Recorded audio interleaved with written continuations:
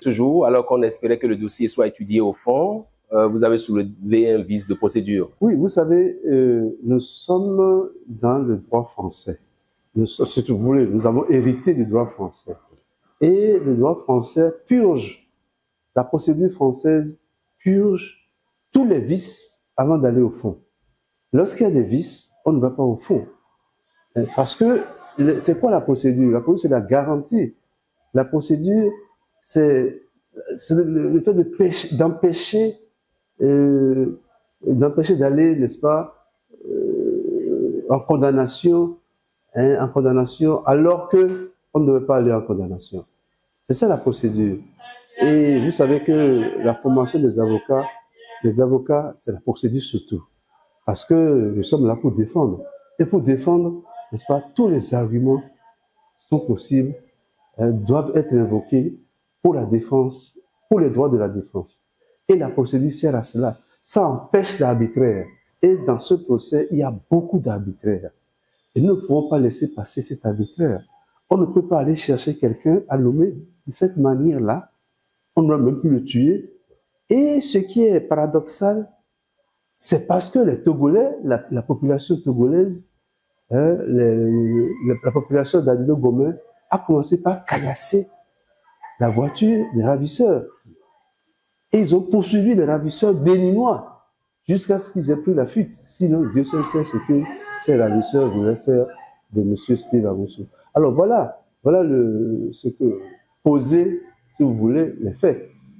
Aller ravir quelqu'un. Au Togo, vous savez, c'est passible d'au moins 20 ans d'emprisonnement. En plus, Steve Amoussou, n'est-ce pas, ils l'ont bien tabassé dans la voiture. Traitement inhumain et dégradant, n'est-ce pas? Il a été torturé dans la voiture qui l'a amené à Cotonou. Alors, dans ces conditions, on ne peut pas accepter.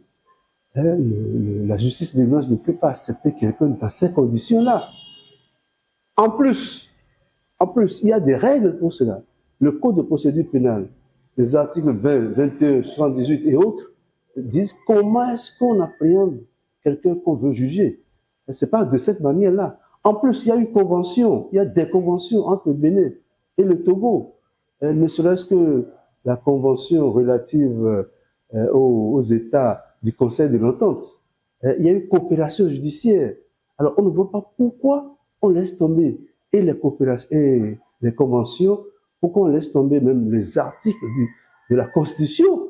Parce que nous avons tous droit à ce que non seulement notre cause soit entendue, mais la Constitution dit également qu'on ne peut pas prendre des gens n'importe comment. Il y a le droit à la sûreté. C'est comme si nous sommes dans la jungle. Vous allez, quelqu'un saute de l'arbre, tombe sur vous, et vous prend et vous amène. Non, c'est terminé cette étape-là, cette étape l'état de jungle. Nous voulons être dans un état de droit. Et l'état de droit, c'est la civilisation. Ce qu'on a fait à Moussou n'a rien de civilisé. C'est la barbarie. Et les avocats ne peuvent pas laisser passer cela. Oui, en tant qu'avocat, vous avez soulevé cette exception. Est-ce que vous avez été entendu? Vous savez, la criette a été instituée pourquoi? C'est ça la question. Le péché originel de la criette, c'est ça, c'est de servir, n'est-ce pas, ceux qui sont à la tête de l'État, et de façon arbitraire. Et les avocats sont là pour empêcher l'arbitraire. Les juges, vous savez que eux, ils sont en principe, ils sont libres, mais ils sont quand même, leur liberté n'est pas aussi totale que la liberté des avocats. Donc nous sommes obligés, n'est-ce pas, d'abuser de notre liberté pour pouvoir rendre justice, les avocats. Alors que, vous savez, les juges, bon, ils sont dans un état de subordination à l'État. Nous ne devons rien à l'État. Et donc, voilà, nous sommes obligés de défendre jusqu'au bout nos clients. Et tel est le cas de Steve Amoussou. Le ministère public a sorti un adage qui vous a fait tous crier pratiquement. Il disait que le droit, c'est vrai, c'est l'amour, mais que de ne pas oublier que les lois doivent être appliquées par des hommes. Bien sûr, et sur des hommes. Bien sûr, la loi doit être appliquée par les hommes et sur des hommes. Et ce que frère, entre nous, ce que frère Obi faisait, Vous pensez que c'était mauvais pour la nation béninoise? Et il corrigeait, je ne vais pas encore au fond, c'est vrai, mais il corrigeait les mœurs, hein, les mauvaises mœurs, les mauvaises pratiques. C'est ce qu'il faisait.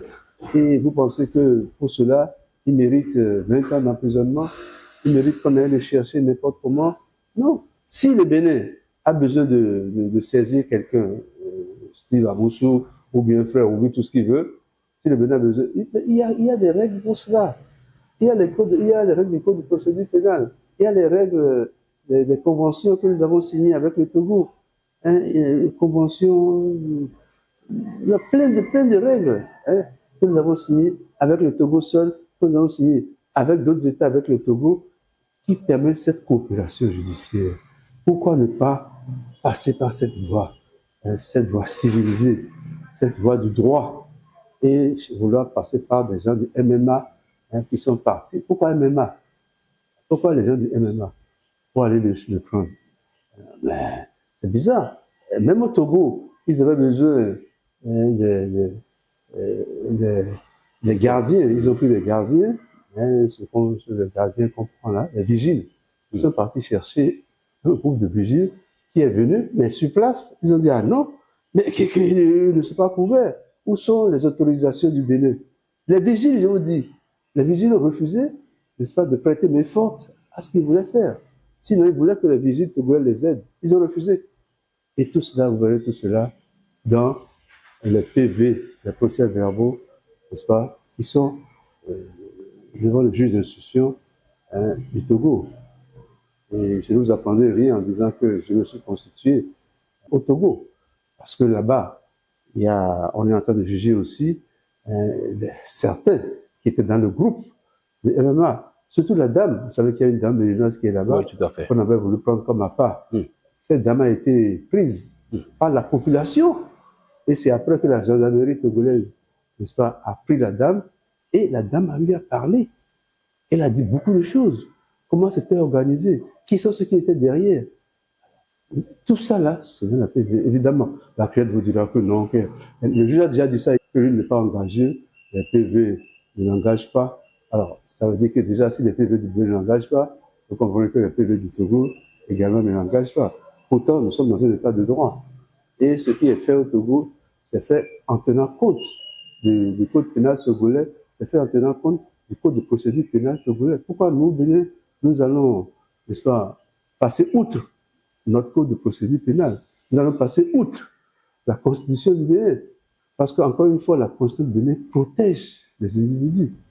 Le droit à la sûreté. C'est-à-dire, nous pouvons aller et venir sans que, je sais pas, un léopard, n'est-ce pas, ne soit sur l'arbre pour bondir sur nous. Hein, nous ne sommes plus dans la jungle. Nous sommes dans un état civilisé.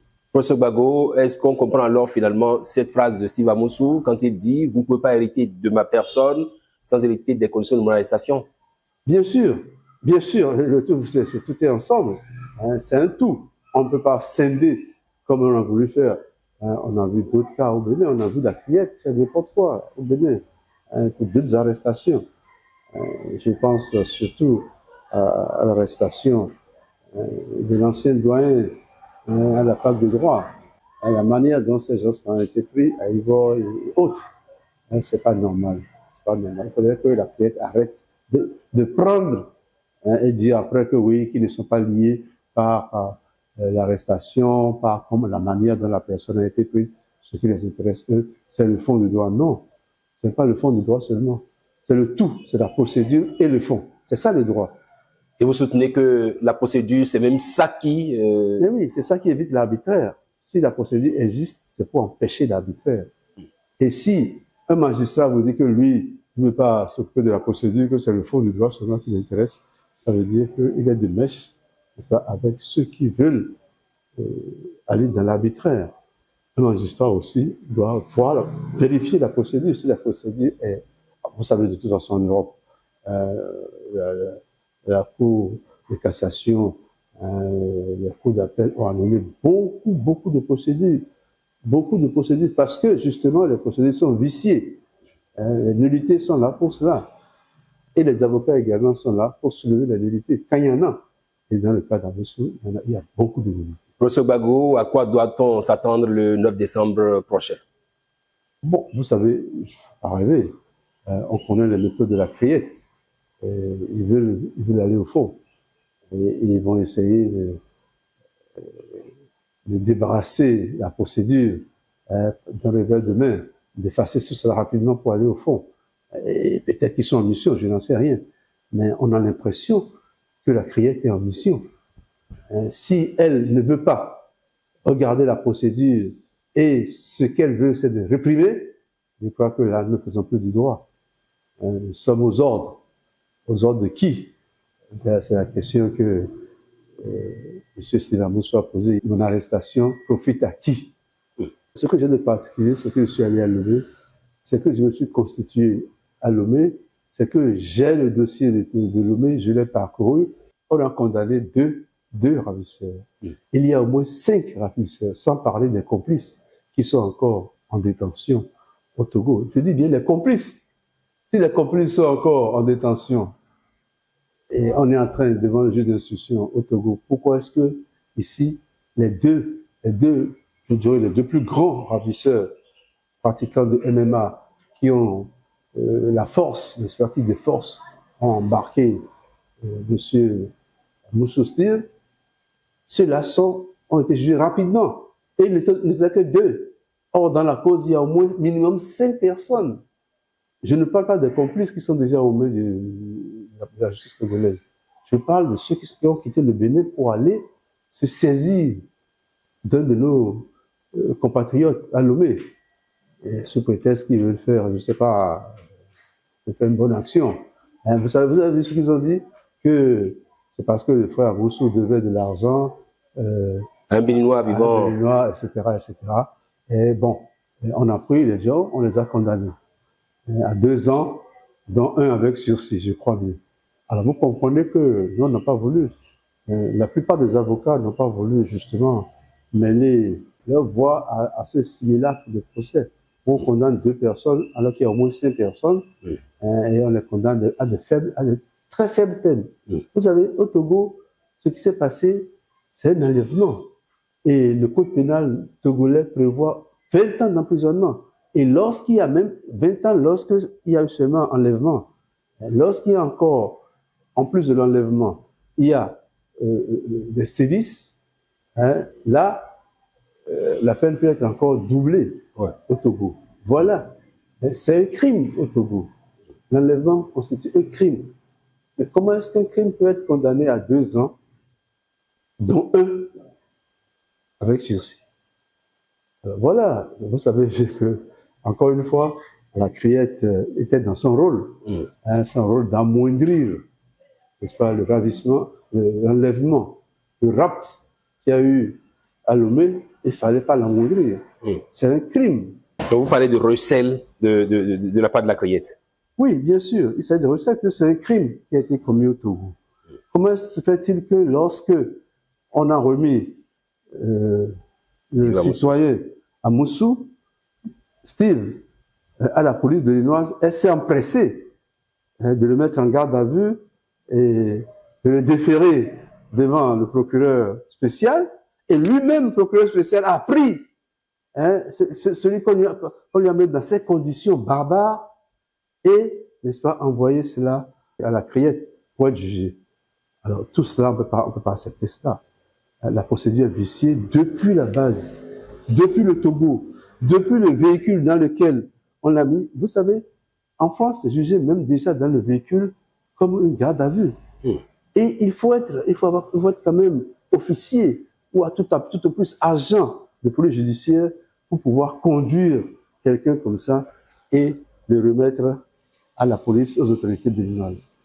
Alors voilà, tout cela fait que nous ne pouvons pas aller plus loin sans annuler tous ces actes-là, depuis le début, depuis Adido Gomen, jusqu'à la frontière, passant par la frontière béninoise, jusqu'à venir le CRC justement, jusqu'à le confier, n'est-ce pas, aux autorités et jusqu'à ce qu'il se présente devant le procureur spécial. Tout cela, toute cette procédure est viciée et doit être annulée.